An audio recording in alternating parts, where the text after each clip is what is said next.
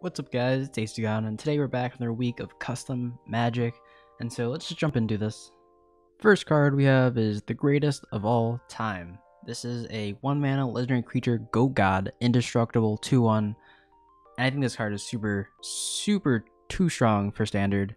The fact that it's a 2/1 makes it too strong for standard. I think if it was a 1/1 legendary, it would be okay. It's just a 1/1 beater that gets blocked by everything, but making it 2/1 means like in the mirror, if you draw this, you just, I guess you can always block, but you can also like swing this in with no repercussion. And if you have like a Boros deck, you can play this with like Embercleave, swing in, and it's just like there's nothing they can do. It's super good.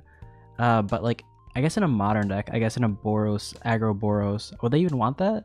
They already have a Goblin Guy. This doesn't have haste, but it doesn't die. Like Goblin Guy dies. This doesn't. Is that worth it? It has no downside either. The downside is legendary creature, which means you can't have too many of them or else you're like gonna draw onto them, and like you already have one on the board, so like you can't use it. But other than that, this card is, I think this would be okay in a modern format. I think it would be okay. Just because it doesn't seem like it's too powerful. But in a commander format, this is also just like okay. It's not like a Sarah Ascendant. So I rate this card this is a good card. I like this card. Next up, we have our blue card, Mystifying Visions, 0 cost, sorcery that can scry 1, has cycling blue, madness 1 generic, buyback 1 generic, 1 blue, and flashback blue.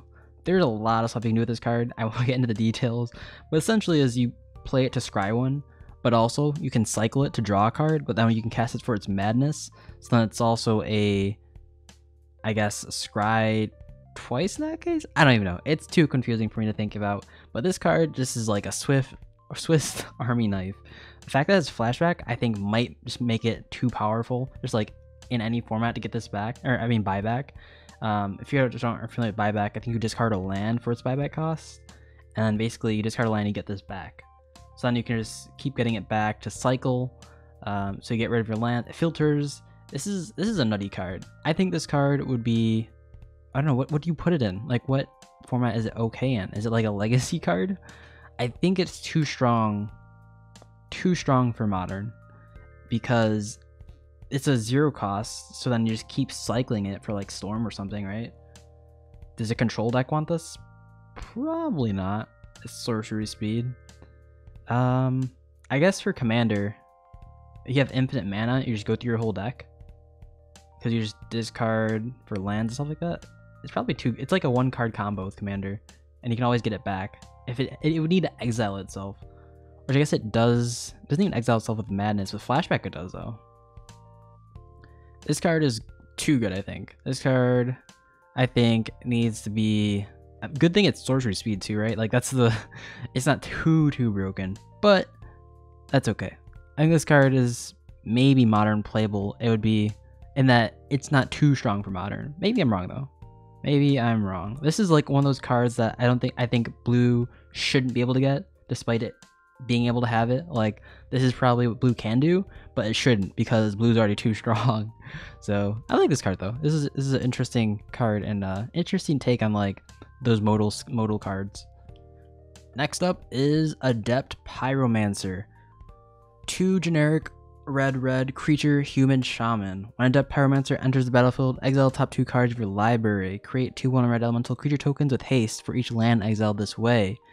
You may play, until the end of turn, you may play those cards. So this reminds me a lot of Adept Pyromancer. I forget it's called Adept Pyromancer. It's the season Pyromancer, which does the same sort of, instead of your discarding non-creature or non-land cards, you get the 2/1s.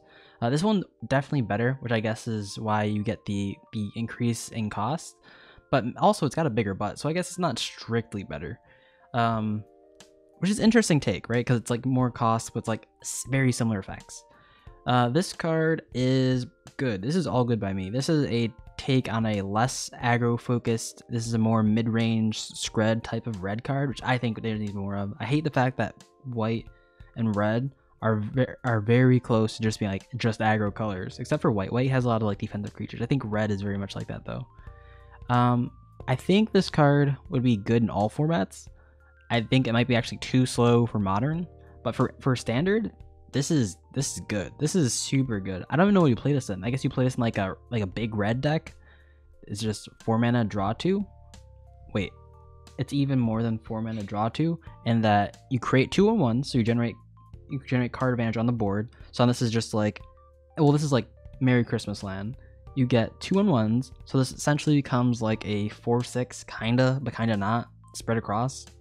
And then you get 2 cards from exile that you just play. So this is like light up the stage also. I guess the question is, would you play light up the stage if it was on a creature? And it didn't have, I guess no, because when you play light up the stage, you always play for spectacle cost. Like you're playing an aggro deck, you play for spectacle cost. But if you're playing like mono red big stuff, you definitely play this. But you're not playing that. You're not playing this in like modern though. This is too high of a CMC. But this is like good in like standard, and I'd say this is good for commander. This card is nice. I like this card a lot. Next up is our ritual card, Soul Loan. 1 black sorcery, create 3 treasure tokens. Until the beginning of your next upkeep, whenever you sacrifice an artifact, you lose 2 life. I think this is, somewhat better, if you think about it, than the actual Dark Ritual, and that you can save the mana for later. The only downside really is that Dark Ritual is an instant actually, and also it doesn't cost life. This costs life if you sacrifice artifacts at the beginning of your next upkeep. So anywhere later, this is fine. I think that this is very hard to balance. I think personally, this is probably okay in modern. I think because you're already playing this in a combo deck, right? You don't play Dark Ritual for any other reason. Rituals are definitely for like good for prison decks, and if you're playing prison decks and you're doing it right, like the downside and losing 2 life probably won't matter too much unless you're playing against aggro, and then it's like you're gonna suffer a lot if you're playing against aggro. But you should probably support this out if playing against aggro. I guess in commander, this is super good. This is like definitely a staple in commander. Definitely not overpowered in commander. I guess underpowered, because if you're comboing out with this and like you combo out right then and there, you're just losing a bunch of life. So you have to use it later, right? Because if you're gonna combo out, you're probably gonna go infinite. And if you're gonna use infinite artifacts, or if you're gonna go infinite with artifacts and you're sacrificing them all, you're probably gonna die. So like there's this weird time delay you have to take note of. But for standard, this is too strong, definitely in standard. Good card though. I like the idea. I think it definitely needs to have a few more conditions for it to be good in standard. I think even then it's pretty close to like being too good. I don't know. I don't know if it's good for standard. For our green card, we have Rofelos, Voice of Yavimaya. 1 green, legendary creature, elf druid.